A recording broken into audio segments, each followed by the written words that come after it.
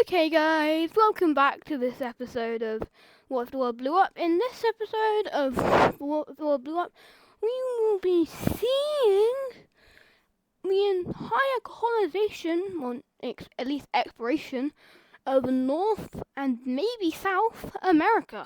Yep. Yeah, just get to it, right? Just get into the video. As the Japanese and French will help each other in discovering this, and they will agree on how to split this land. I'm gonna tell you this. This is just claims, so don't freak out or something. Don't freak out. As the French will claim this territory, and the Japanese claim that territory. So the North American continent is filled out. That was quick. That was really quick. I didn't think it was going to be that quick, but yeah. As the French are probably the top dog in this continent, as they kind of discovered it, so it kind of makes sense, but yeah. The French are probably the most powerful nation at the moment. No, they're probably the second most powerful, just behind the Bangladeshi country. But they're really getting close to them, like in the power rankings. As like, if Bangladesh was level 10, and the French would be level 9.5, like that's very close. When for comparison, the Chinese would be level 7, maybe 6. So, and the nation behind these two juggernauts is the one behind them is probably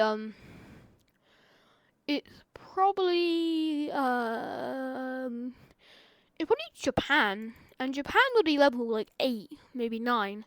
So the French are really getting close to Bangladesh's title, as Bangladesh has kind of been stagnant for the rest of the last like decade or two. They've been relatively stagnant, and yeah. So Europe's balkanization is gonna kind of take a big halt, as the people are starting to realize, hey, if we continually do this, eventually all of our nations are just gonna be like tiny little cities. So, and also they realize these small breakaway nations can barely survive. If we make them any freaking smaller, we are going to blow up. As they will just kind of, not expect, they don't want to blow up. Like, would you want to blow up? No, probably not. So, and in Central Europe, which is where all the balkanization is happening, they are trying to spread their balkanization in to Russia, which is a big no for them, as the Russians tell them, stop or we'll invade you, and we are powerful and we will kick your ass if we fight. So you know, F off. And the Russians are going to do something. They are going to do not so good things, I'll say. And we're like, what? We didn't do anything. And the Swedes will interpret it as a declaration of war, and they will send their troops into the areas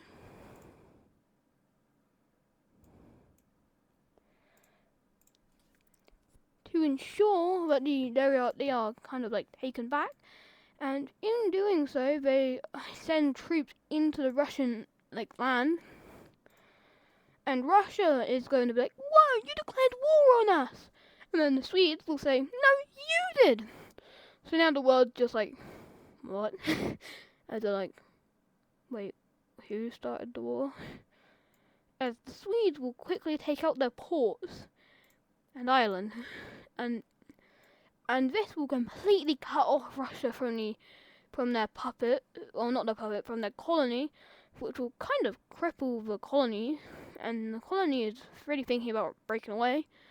And the Swedes will say, leave the ex-slaves, or we will continue to attack you. Well, I guess defend us, because we're not going to admit we're attacking you. We will not stop attacking you. I mean, we won't admit we're attacking you. They're kind of just both attacking each other.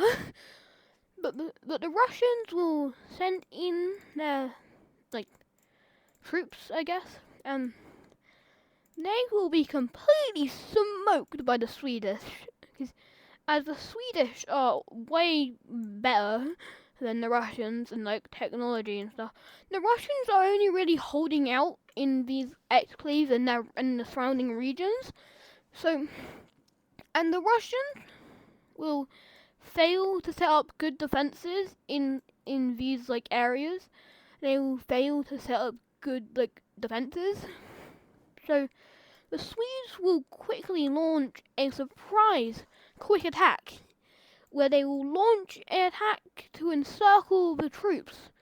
And this attack will happen over a 6-day period, and it is a huge success as troops are encircled in the region.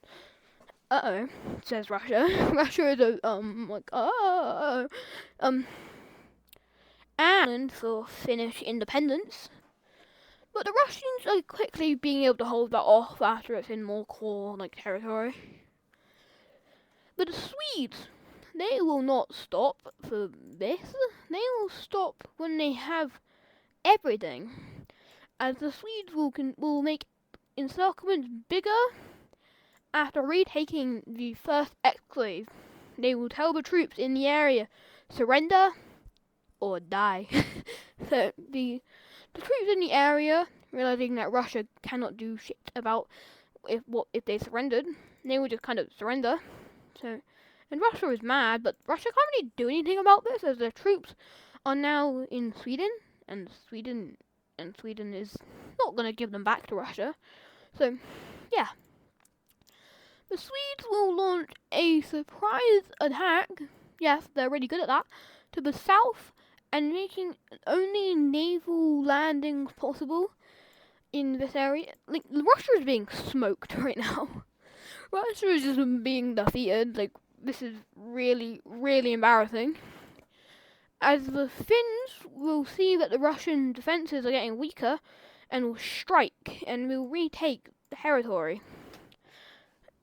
Good for them, I guess. But the Swedes are coming, so the Finns have to do their move quick, as the Swedes are coming around the corner. Get it? Because this is kind of like a corner, so they've just gone around it. Get it? So the Finns need to do. It's basically a race against time to see how much of their homeland they can take before the Swedes get it.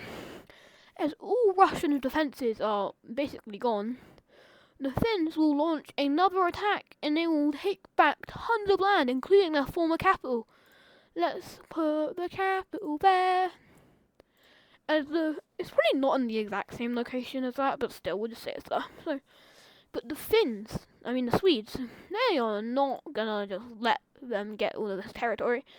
They will launch an attack, and they will take back the rest of the coastline. This is a big blow to the Finnish, because that's lots of their territory. The Russians are basically just crying and hoping that they will just magically go away, as they see what the Swedish are making the Russians are making propaganda, being like, if we don't stop them now, they are going to reach all the way to Siberia, which is not going to happen whatsoever, but they think it's going to happen, so they will basically make join the army propaganda, and start doing tons of propaganda, and be like, join us, join the freaking army, as the Swedes will now launch another attack down towards the coastline. Successful. And now the Finns are stuck. They retake the rest of their territory that they can, but they they can't take any more, which is really bad for them. As the Swedes will make a naval landing in Estonia and the rest of the and like Latvia. So yeah, the Swedes are demolishing them. So yeah, as the Swedes continue to attack, their goal now is to take the Russian capital and force a surrender. They will launch a full-blown offensive towards the capital city, and they will make a dagger, like offensive, straight towards it, and this will make Russia go hitting the panic button. I still don't fucking have now. I don't really want one of those things, but I can't because I don't know where you get them. But so they will continue the offensive, and they will realize, we're not going to be able to hit the city. There's really fortified, but so they will decide, you know what? Let's just set up like a big, like an area in here. So they will set up a big hold of occupation, and then they will pinpoint down this way, and they have made a huge encirclement. The Russians can only really get to them via sea because they're like, but that's still kind of bad because they're being like really threatened on all sides of this coastal area. They try to get as many supplies in as they can, but they really can't. And soon this area will fall to Swedish forces, as the capital will fall under siege by Swedish forces. The capital is being sieged. As the capital is encircled, the Russian government is panicking. As the Swedes will launch one final offensive and they will take the city. The Russians surrender. They will surrender. And here, very bad. So as the Swedish have taken territory, given their puppet state a lot of territory, made a new puppet state, they took Estonia, and they completely forbid the Russians from using any ports on the rest of the Baltic Sea, but they're like Baltic Sea coast, which was a big blow, and that was like, it will last like 100 years, so yeah. And the Finns just kind of got screwed over with there being like a quote-unquote new Finnish state, with like this puppet state that they made, and yeah. The Swedes, yes, they have two puppet states, but like, they aren't the strongest of nations. No, I'm not gonna say they're not strong, because they are. Like, I'm not gonna deny that. They are very freaking strong. But like, they are mostly like, they are probably about the same strength as maybe this nation here, and maybe Catalonia, and maybe the Red Team, and maybe like Algeria. So yeah, but this is going to be a big blow to the Russians, as they've just now with a history of them losing to freaking Sweden. This could have happened in our history if the Swedes won the Great Northern War, was it called? And also, they lost Brazil to the Swedes. No longer is this Russian Brazil, it's Swedish Brazil, which is still something I never expected to see in my whole freaking life.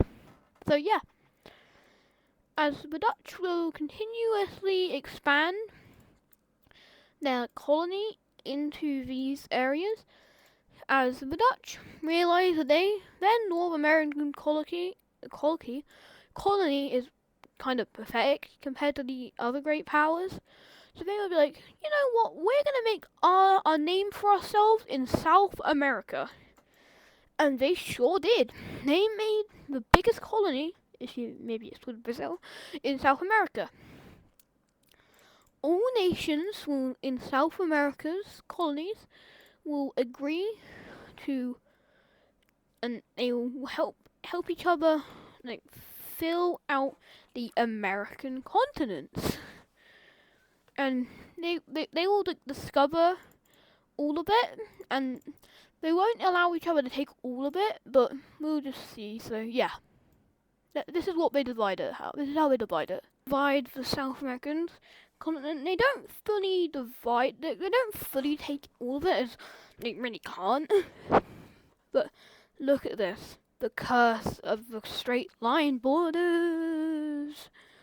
As a war in the Americas will break out between the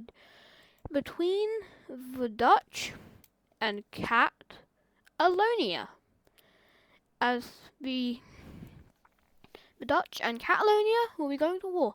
Why? As on the border there was a mistake by a Catalan, like a Catalan, how do I say this? Like somebody who just wanted and believed that everything should belong to them will attack into the Dutch's land. And they will be like, it's kind of like the Ottomans in World War One. It was kind of just some crazy guy who just attacked Russia for some reason, and they will invade and take this territory, not that, and occupied this territory, and this is a big no-no. As the Dutch see it as an act of war, the Dutch declare war on Catalonia. As the Catalonian forces are quickly overrun in northern Mexico, as the Dutch who were stationed there just in case of something like this, which is something that more nations should probably do, by the way, is just prepare for a war, that would make rapid gains in the nation. But the guy that was on a rampage in the south will quickly make also big gains in the Southern American continent. So this is just a big mess.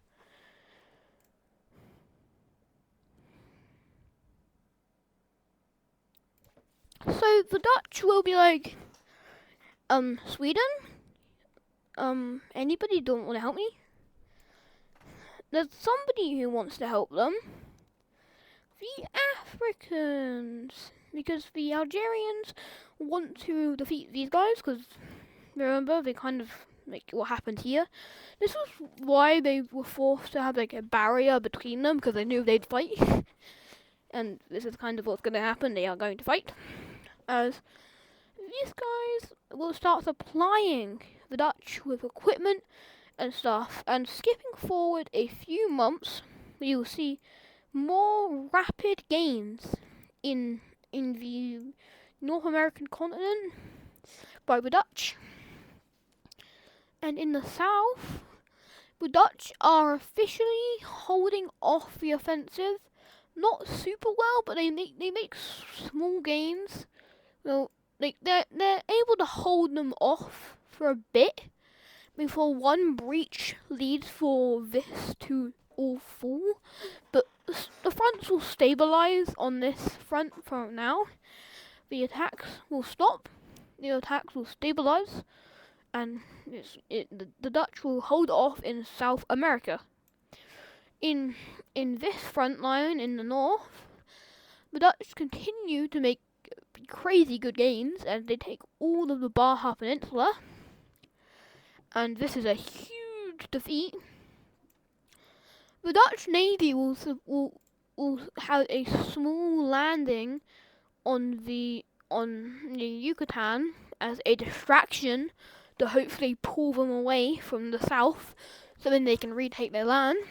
And it doesn't do as they wanted it to do, but it does something else. It takes like a lot of territory and it now becomes not a distraction anymore. And also they will invade and attack Puerto Rico and they take it. So yes. The Dutch are doing pretty well in Mexico, but in the south the defenses has been attacked again. This time from this south area where they will take a huge L due to a stupid dumb commander who was like, well, he literally does not know how to command troops. He is that dumb. Yeah. The Dutch defenses are breached in the south due to Mr. Dum Dum, and they will lose rapid territories, and they will be pushed into a very bad position. Uh-oh. All these troops are forced to evacuate the area, and the area falls just after all the troops successfully evacuate. That was something good for both sides, honestly, because for the Dutch, they got their troops out, and for the Catalonians, that they took lots of territory, so it's kind of good for both sides. But the Dutch are panicking but the breach in the south is still very big, as more territory is going to be taken. They take more land, and the South Americans are just kind of surrendering in droves. The Catalonians are making staggering progress in the South American areas, but the Dutch are making staggering gains in the North American continent, as the Dutch continue to make massive pushes into Mexico. And now the Catalonians have to do something about this, as they've kind of just been leaving it to the crazy guy, to a crazy guy. He was probably just, he probably didn't even know he had a job, and he's probably just looking for a job, and then when somebody comes and tells him, hey, you got a command for troops, and he's like, what? That's probably the sort of guy he is. So, the Bangladeshis, is how you say it, Bangladeshi people will do something surprising. They will declare war on Catalonia. Yep.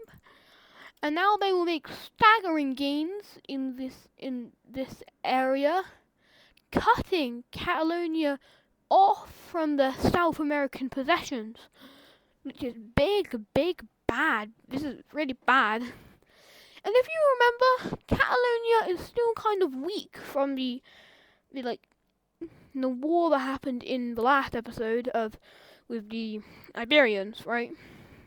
Was that this episode or was that last episode?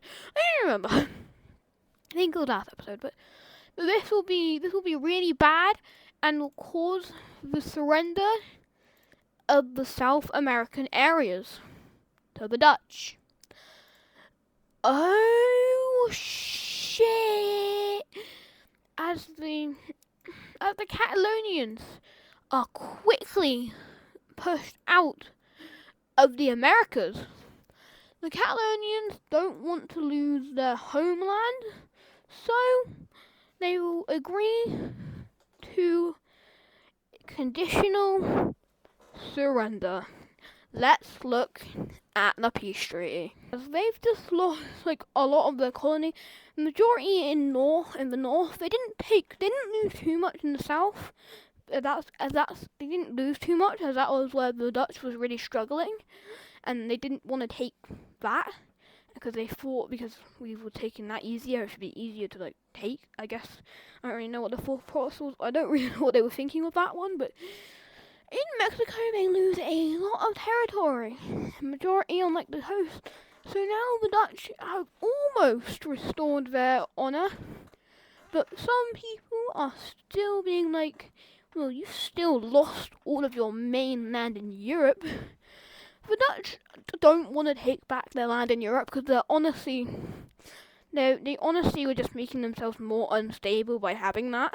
Like, honestly. So, they think it's better to just focus on these new continents, and because there's nobody really here, so they can just make them not rebellious, right?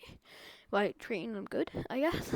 So, they will be like, yeah, and these guys took a little bit of land down here, but yeah, it doesn't really matter. So, anyways, guys, stay tuned, and I'll see you in a week.